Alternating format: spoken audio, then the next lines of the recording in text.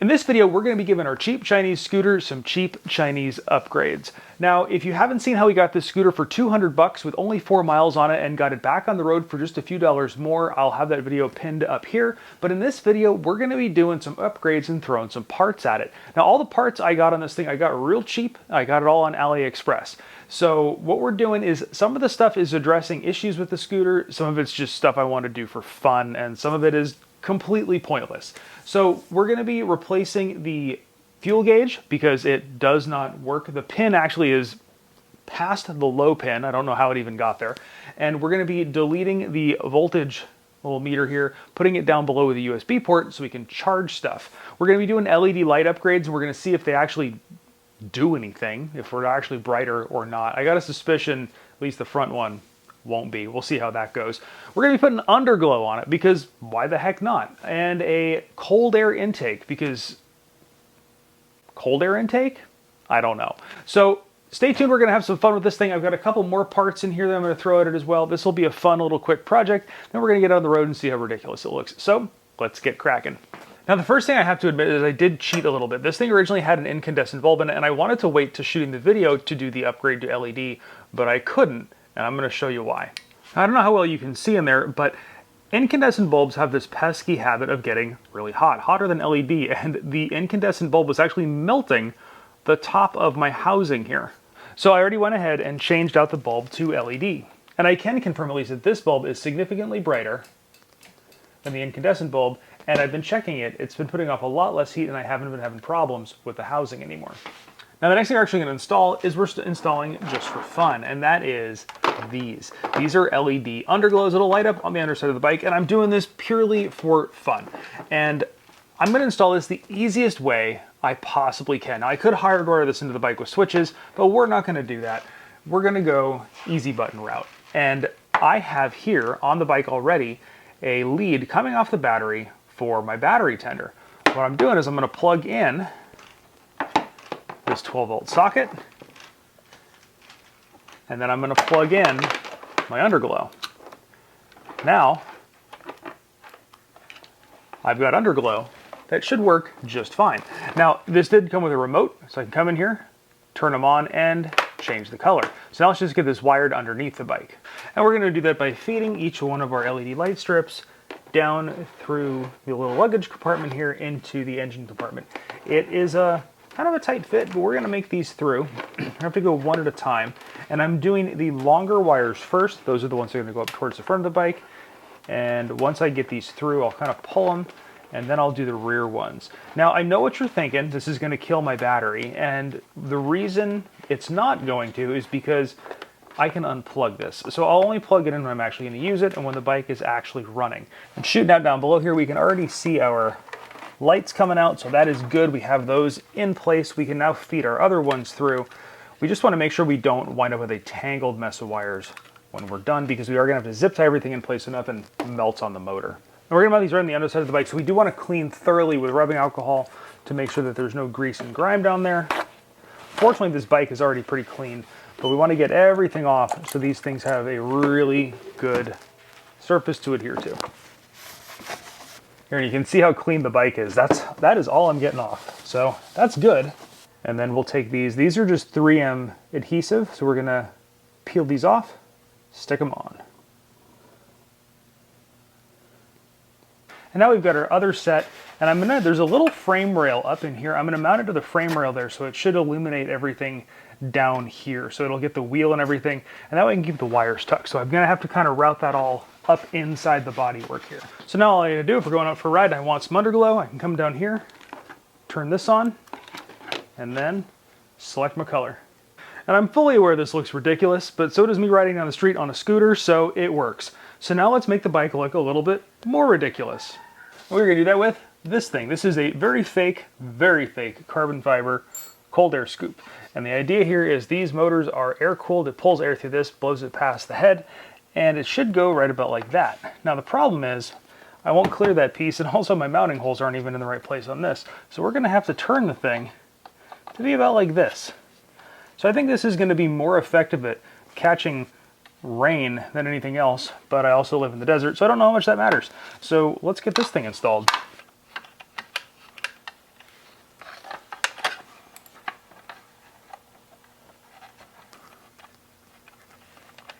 That ought to be good for another, what, 5 or 10 horsepower? This thing's gonna be awesome. Next thing to do is we're gonna relocate these. And like I said before, this one's not working right, and this one I wanna add a USB charger on here. So we're gonna be removing this thing so we can take those off the gauge cluster itself. And this whole mess comes loose. It doesn't come very loose. There's a lot of cables going on behind it, but we should be able to get at least back in there and get these gauges and the wiring removed from them. And where I want those wires is right down in here. Now, if I learned anything over all my years of dealing with cheap Chinese stuff, is that this plastic is brittle, and if I pull it too far apart, I'm not gonna get it back together. So I'm prying it just enough so I can get up in there and start pulling all this wiring down to where I need it. With the panels opened up, we're gonna come in here with a hole saw, cut some holes for our gauges. So this is gonna be for our volt gauge and for our USB ports. So this is gonna fit right through from the back, nice and snug, and then we have this retaining ring that's going to screw down. Now all I'm doing here is I'm just gonna be reattaching the existing wiring from the old voltmeter, volt gauge, whatever you wanna call it, to this guy. So we got that hooked up. So now that we've got that in, we can hook up our leads. Real simple, negative to negative, positive to positive. So that is all set. Now I'm struggling a little bit with the fuel gauge. We're gonna see if we can get that worked out. Now the fuel gauge gave me some fits getting this thing figured out, and that's because these are set up to work with several different fuel senders and different resistance ratings. So there are wires in here you have to cut, and originally I thought I was gonna have to cut one of the wires, but I actually wound up having to cut two, and I had to troubleshoot it by putting it together, taking fuel out of the tank, putting fuel back in the tank, and making sure the sender was working correct. But now we got it. So now let's drill some holes. This guy we're gonna put right up here next to our other gauge.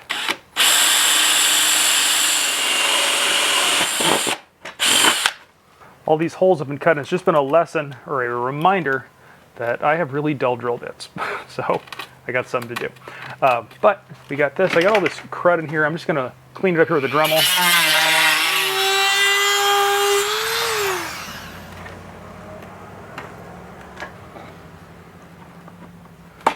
And that fits pretty darn perfect. Let me get the bracket that goes behind it. And this gauge is actually held in place by a little bracket and these two little thumb screws. Now, one cylinders tend to vibrate a lot. So what I'm gonna do is put some Loctite on here. I actually started using this other stuff called Vibratite. You can loosen it and put it back on several times, but it works just as well as Loctite. I also just got it all over my hands. But anyway, Vibratite is kind of my new jam. So if you're looking for a good thread locker, give this stuff a look. And the next thing we're gonna put on it is this. This is a tire pressure monitoring system. A real simple one, actually. It has little valve caps here. These transmit. This is RW and FW on them for front wheel, rear wheel, and it transfers them up to this guy. Now this guy is USB charged, hence why I put the USB port on that thing. So this goes on the bars, this goes on the wheels, and it'll tell me what my tire pressure is. And the mount for this thing, I'm actually gonna be putting right here. This is on the side of the bars that my fuel gauge was actually on before. So it kind of works out that I cleared up that real estate. One thing I gotta make sure of though, it's got this big kind of nut that runs out the bottom of it. I gotta make sure that that is actually going to clear when I turn the bars. So let's just, yep, all good. Now the actual monitor can go on. And I turned it on just to confirm which side was right side up. Now that we've got that, tighten this all down, and now we'll put our valve caps on. And see FW for front wheel. Now this does actually also come with little lock washers if you feel like you have to worry about these things getting stolen. I don't, so I'm just gonna be putting them on there like that. And our rear one. Then I got a live readout on my bars, what my exact tire PSI is. It'll also tell me tire temperature, which is also kind of nice, although I don't really ever think I'm gonna need that. Now this part is rechargeable, and down on the two valve stems, those have replaceable batteries in them. But I've talked to the people that have owned these, and they do seem to last a long time between charges and battery replacements. And the final thing on our list is we're going to be replacing our incandescent bulb with an LED bulb. It is a lot bigger here, but most of this is heat sink up here. I hope this will all fit inside this housing. We're going to give it a shot. The reason I didn't show you me taking this thing off was because I had to use a pair of bolt cutters, because since this thing has been put together with Chinesium and God knows what, The screw itself was stripped, could not come out, so I'm gonna have to replace the screw. Let's put this new bulb in. All right, let's make sure this thing is working. Low and high, we are good. All right. Now the big question is gonna be, what's the throw on this thing gonna be like, and is it actually gonna work worth a darn? I got my doubts. Now, I was pleasantly surprised getting this thing out on the road that the headlight did do as well as it did, and big thanks to my 16-year-old daughter who hung out the side of the car while my wife drove to get these shots. Now, hit that subscribe button because I am going to be doing some performance upgrades soon. You may have noticed I haven't done any of those, and this thing definitely needs to get a little bit louder. This thing's been a fun little side project aside from the cars and motorcycles and all the stuff that we normally have on the channel, and I appreciate you coming along with me for it. And of course, thanks for watching.